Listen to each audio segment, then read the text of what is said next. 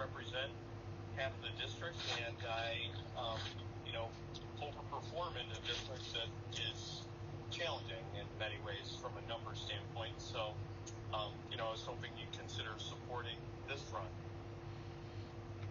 Yeah, to tell you the truth, I did a kind of a First Amendment audit of your office, and I asked for a copy of your calendar, and I got a bunch of emails from lawyers with a bunch of disingenuous nonsense.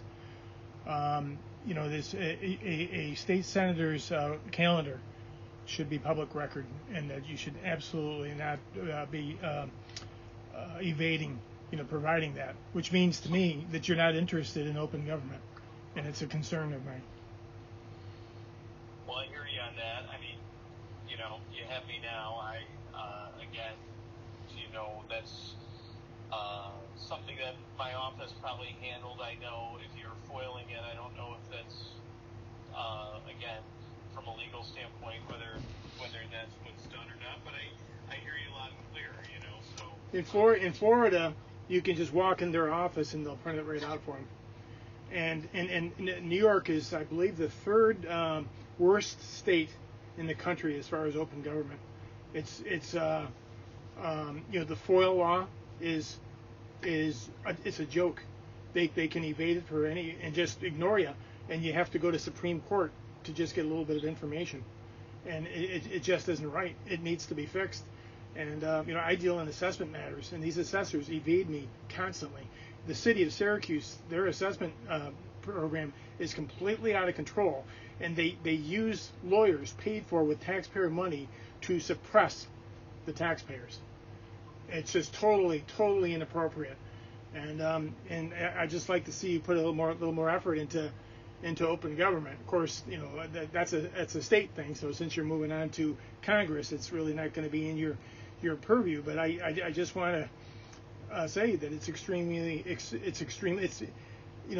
without open government, you essentially have anarchy. It turns this whole thing into Animal Farm. It's really outrageous what goes on. Kathy Hochul, first thing she said when she came on was that she was going to do things for open government. She's done nothing. And the head of this New York State Committee for Open Government, they should rename it to the Committee for Closed Government. She is ridiculous. She's a Como appointee, and they need to get rid of her and get somebody who actually cares about open government, because she shuts everything down. I will never ask for another opinion from those people again, because they just reverse engineer their agenda to protect the municipalities. It's not right. But I do appreciate your calling me and listening to me. So, open government is important. I hear you, and I agree, and I apologize for, whatever, again, I don't see that, so I wasn't perfectly engaged on the request, but I do hear you and appreciate it, and, hopefully I can be helpful in the future. Yeah. Well, the fact that you call and you listen, that's important to me. But the response from your office on that request, well, I have to say, I kind of expected it, to tell you the truth. Yeah. But it's not proper, and them using lawyers to come up with some legalese to avoid the request. It's just not the way it's supposed to be. I hear you. Yes, I know, and I'll check in and see what that's all about. But I do, know a little bit about the FOIL requests and what can be, shared and what is not necessary. But I hear you on it, Michael, and I will talk to you. And I'd like to tell you one more thing that I spoke to one of your aides about, and they essentially these state judges will not allow me to record assessment hearings. What's more public than an assessment hearing? And they come up with these ridiculous excuses that they're just so disingenuous. But basically, the way the court says that the court rules of the administrative judge means that they can evade the First Amendment to the Constitution. They have no explanation. They cite the Civil Rights Law 55. I didn't know civil rights laws protected assessors and hearing officers from being accountable to the public. But that's what they said. And the administrative judge told me that I was not a legitimate member of the press. That is one of the most ignorant things that I could possibly hear from an administrative judge. And so I contacted your office and had some concern about it. And you know what your office told me? That maybe I should get a lawyer.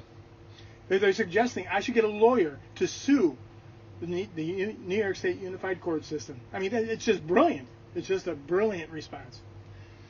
So, you know. I'm glad to hear it. I appreciate that feedback, and I will have a conversation with the folks in the office about that. So we need transparency from the court systems as well, because they hide behind their offices. They're not accountable to anybody, and they just deny. And I essentially have no faith in them. And they administer the Small Claims Assessment Review Program, and it's so beneath them because they're so high and important that they don't even give a damn about it. And they haven't changed the law since 1982. Nobody has bothered to change. They don't care about the homeowners. It's ridiculous. The SCAR program has not changed since 1982. Nobody's done a damn thing about it because nobody cares because it's so far beneath them. But I tell you, homeowners are the foundation of the country, and you need to protect those people. And you're abusing them with this ridiculous SCAR program. I got it. I'm glad that we're talking, and I'm taking notes here, Michael, and I appreciate all of that. And I know we either had a conversation about it or an email exchange or in the past. So I'm glad you're putting it back on my radar, and I don't disagree with you from a bureaucratic standpoint, no lack of willingness to change for sure. So, but I'm glad we talked today. Yeah, well, I appreciate that. I appreciate your communicating, and it's very meaningful to me. All right. Well, thank you, Michael. I appreciate that and all the feedback. And like I said, I'll have those conversations, and I hope you have a good day. You too. Thank you. All right. Thanks.